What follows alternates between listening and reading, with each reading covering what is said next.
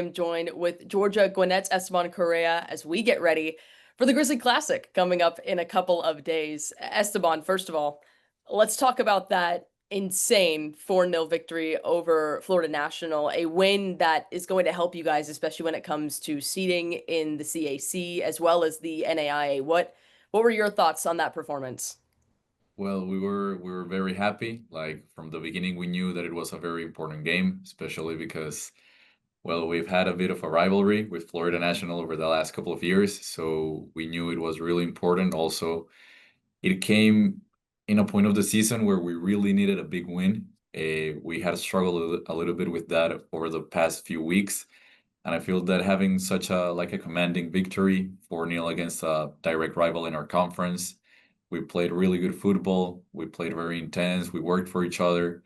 We did what we had been practicing during the week, so we were extremely happy with the result, but we also know that the work is not done. We need to capitalize on that the next couple of games. So we are very happy with it, but we turned the page and we're looking forward to the next couple of games. And for you as well, in this CAC Classic, you started in that matchup against United States Sports University. You started, you also had a goal in that matchup too. I mean, that matchup in particular, getting the start too. What was the message from Steve heading into that game for you? Well, for me, it's been a quite of a roller coaster of a season because during the first week of preseason, I broke my wrist. I had to fly back home, get a surgery, come back in, work on my fitness again, get like back with the team. Most of the guys are new, so it was new for me as well, even that I'm a returner. Mhm. But the trust that I've had from Coach Deku and from Coach Tom, from everybody in the team really helped me, and I was extremely happy to start once again. And just the message was just playing my own thing, like the way in which I contribute to the team, just continue with the big effort that I always use, and it was really good for my confidence to start again and almost in the first play of the game scoring, also giving an assist. So it was really nice. I was extremely happy to be back with the team. But I also know that even if I start or if I don't, I always give my 100%. Even if it's 30 minutes, 10 minutes, 20 minutes, whatever it is, I always work my my heart out in that field. And for reference as well, you had to travel all the way back to Colombia to get that surgery done. That is absolutely wild. So how quickly, when did you initially get back to Georgia to again get started with the team? Yeah, so this happened. I spent the whole summer back home. I came back and the next day I broke my wrist. Then 2 days afterwards, I flew back, got a surgery, stayed for a week, and then I came back here. I think it was the 12th of August, and I was out. I couldn't practice. I couldn't do anything for about a month. And then afterwards, got slowly back in. My first game was against Pikeville that I managed to play a little bit. And ever since, I've just like been putting more minutes on top of each other, and I feel better every single day. But it's been quite a process because also I was at first I was really frustrated because it's my last season here, Yeah. and I was like, "There's no way that in my last season I'm gonna miss it because of a like surgery and an injury." So I'm really happy. I'm extremely happy to be able to be back on the field, back with the guys in practice, and just enjoying my last season here. Absolutely. And for you too, like what were some of the things that you did to kind of stay uplifted during that time when you're trying to slowly get back into form, especially too after this unforeseen thing happened for you? What were some of the things you did to help keep yourself level-headed and to keep staying focused, especially getting back out onto the pitch? I mean, from the beginning, I knew that I had to be back for me, for the team. So every time that I came to watch them in practice, it was an extra motivation for me. When I watched the games, it was like, okay, I want to be back. I want to be part of this as well. Because I have a really good feeling about this year. Like you can tell from the sidelines that it's good. Like the environment of the team, it's different than it's been before. Um, so that was the biggest motivation for me. Also, I mean, being far away from home, it can also be quite a challenge. So I relied a lot on my friends here. We're basically living the same thing. We're all far away from home. So we have sort of that rapport, you could say. So they were a really big influence in that, in keeping my head up, always focused, always on getting back as quickly as I could. Yeah.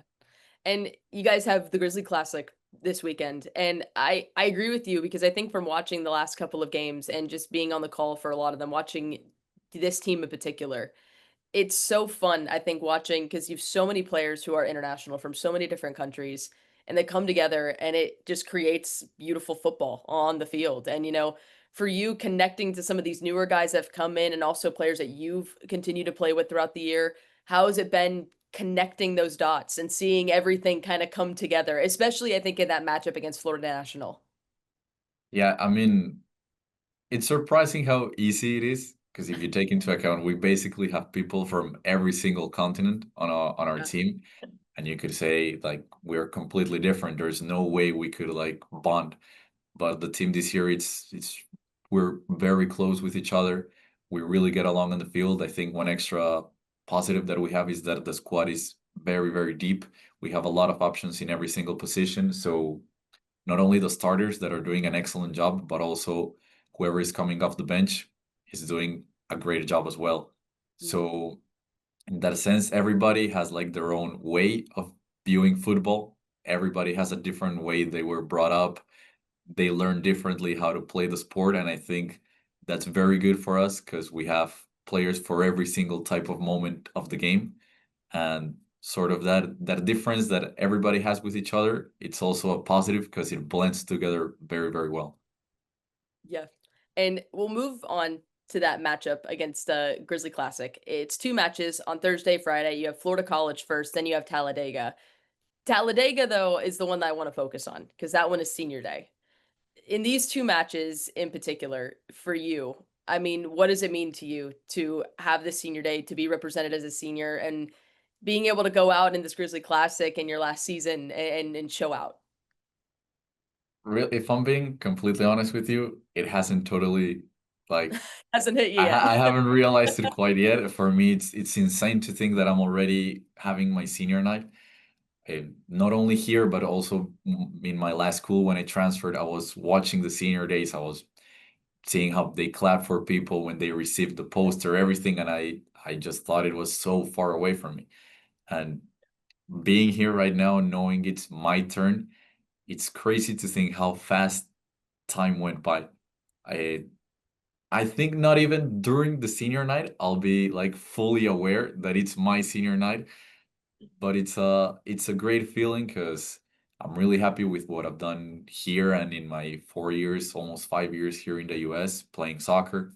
Eh, and honestly, I just wanna like have my teammates be there for me during that day. I really want to win. It would be lovely to sort of close up the senior night with a win. Also, our last home game of the regular season, it's the senior night.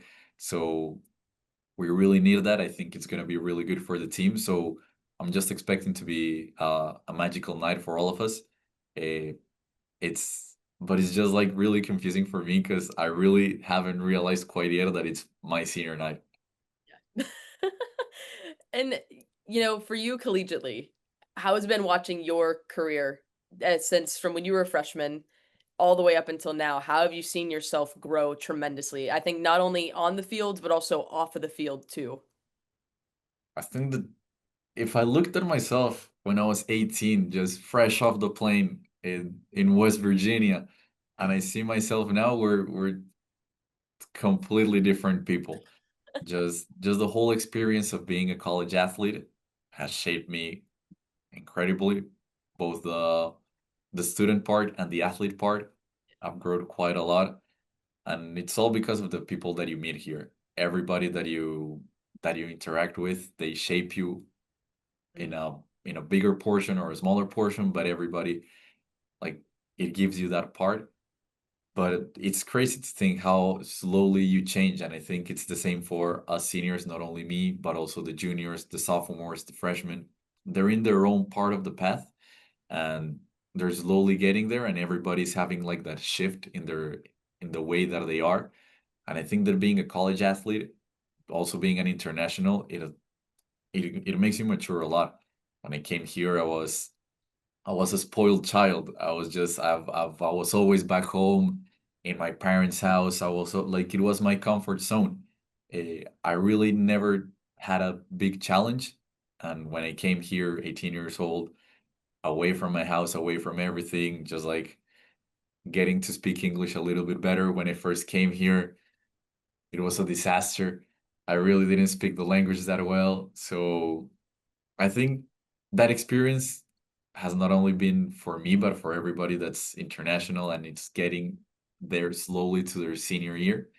And it's just amazing to know how much you change for better. I want to move ahead to get to know you a little bit more as well. You know, hey, it's senior night, it's senior week for you as well. You haven't felt it yet, and we're not going to make you feel it yet because there's still a whole lot of work to do on the field. But Yeah. what I do I want to don't do want is to feel old. I don't want to no, feel old. we got you. Don't worry, we got you. What I want to do is I want to get to know you a little bit better. I do a segment on SDH called Box to Box. We obviously can't do that now since we're virtual, unless we have Dale walk us out onto the field and walk box to box, which we're not going to have him do. I'm gonna ask you a couple fun questions to get to know you, some rapid fire ones, and we'll get going. Are you ready? I'm ready. All right, first one. Maybe not as short as you think it is, but I think it's a fun one. Five-a-side game. It's you and four other players from all over. Who are you choosing to be a part of your team? Just a technical question. I'm choosing from like professional players or Oh, my teammates. professional teammates, whatever. This is All right. like full reign, but you're also in it. So I'm also you're one, and okay. then four other players. Okay, I'm gonna go with my teammates, Good, and let's I'm do it. sure Let's do it. we'll win either way. I'll put Victor in goal. Oh, absolutely. I'm going at the back with Amadou. Then I'm going with Luca at midfield, Okay. and then I'm going with Alejandro up top. Solid choice. Solid choice. That's a solid one. Because you got Alejandro, and then you got obviously Usman too. You could have him on the bench. Usman can come in. You guys would be lethal. They'll come in and make a difference as well. Yeah, lethal. Yeah. Absolutely lethal is what it would be. All right. FIFA ratings also just came out. What would your FIFA rating be? And what do you think would be your highest score? And what do you think would be your lowest score? You're killing me with these questions, Maddie. Okay. My highest score would probably be shooting, I would say. Yep. And my lowest score would be pace. Okay. Yeah, for sure. Yeah, Coach Zaku has given me a lot of banter over the years for my pace. Even right now, my cleats, I wear some cleats that are from Adidas, and on the side it says Hyperfast. And the first day that I used the cleats, he said, "That's not gonna make much of a difference." And I was like, "Yeah, thank you." He's got jokes. He's got jokes. Yeah. He's got jokes. He tries to play the serious part, but he got jokes. Uh, Oh my gosh, that's insane. That's absolutely insane. Well, I'll ask too. Do you have a Premier League team? And if so, who do you root for? I support my team back home in Colombia, but I have Liverpool has a special place in my Love heart. it. Okay, okay. All right, who's the team back home? It's called Atlético Nacional. Oh, how have they been doing this season? We always do well, Maddie. Don't worry. We're the You're like, best don't team. worry. Yeah, we're the biggest team in Colombia. Yeah, absolutely. Absolutely. All right, for you, Dunkin' or Starbucks? Dunkin', All right, what's your order? donuts. Just that. Just donuts. Give me donuts. I don't do coffee or not. Just donuts. So are you more tea then? More tea or just no sugar like that at all? Not really. Just just just sugar, donuts, cookies, brownies. Don't let the cool or Tom hear this. I But got yeah. you. Good. You're good. Don't worry. All right, then I'll ask. Favorite dessert? Oof. So many. I would probably say an ice cream, a McFlurry with Oreo. Ooh, Yeah. oh, dang. Don't do this to me, Esteban. I'm hungry. It's already like it's the morning already. Don't do this. I'll go get one after senior night for sure. You're like, I'm already gonna be hopping in the car and I'm headed that way immediately. Oh my gosh. Well, Esteban, thank you again for taking the time. I really appreciate it. No problem. Thank you.